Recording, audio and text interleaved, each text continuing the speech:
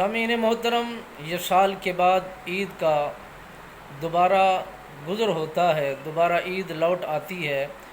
تو اس لیے زمانے میں لوگ دین کے ساتھ اتنا زیادہ جڑے ہوئے نہیں ہیں۔ بھولنا انسان کی صفت میں ہے، انسان کی طبیعت و عادت میں ہے،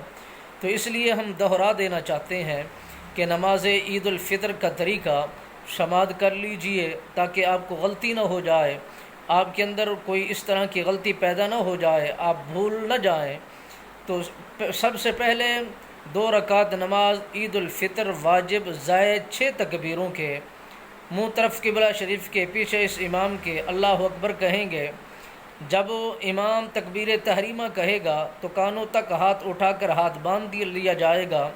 ثنا پڑھی جائے گی سبحانک اللہم و بحمدک و تبارک اسمک و تعالی جدک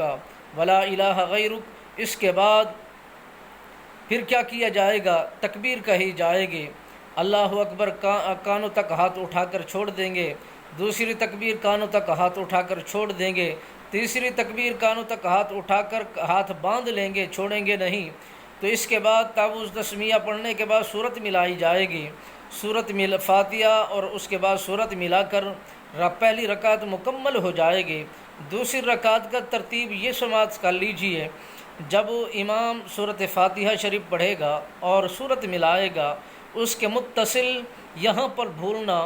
ذرا زیادہ ہو جاتا ہے۔ پہلی تکبیر امام کہے گا، کانوں تک ہاتھ اٹھا کر چھوڑ دیں گے، دوسری تکبیر کانوں تک ہاتھ اٹھا کر چھوڑ دیں گے، تیسری تکبیر کانوں تک ہاتھ اٹھا کر چھوڑ دیں گے، چوتھی تکبیر کانوں تک ہاتھ نہیں اٹھانا بلکہ رکوع کے اندر چلے جائیں گے، اور اس کے بعد رکوع سجود کرنے کے بعد سلام پھرے گا، سلام کے متصل ہی خطبہ شروع ہو جائے گا، پھر اجتماعی طور پر دعا کی جائے گی عالم اسلام کے لیے، ملک پاکستان کے لیے، مسلمانوں کے لیے، ہر عام و خاص کے لیے، سب کے لیے خدا کی بارگاہ میں گڑ گڑا کر توبہ استغفار کی جائے گی، مانگا جائے گا، تو مالک بے نیاز ضرور عطا فرمانے والا ہے۔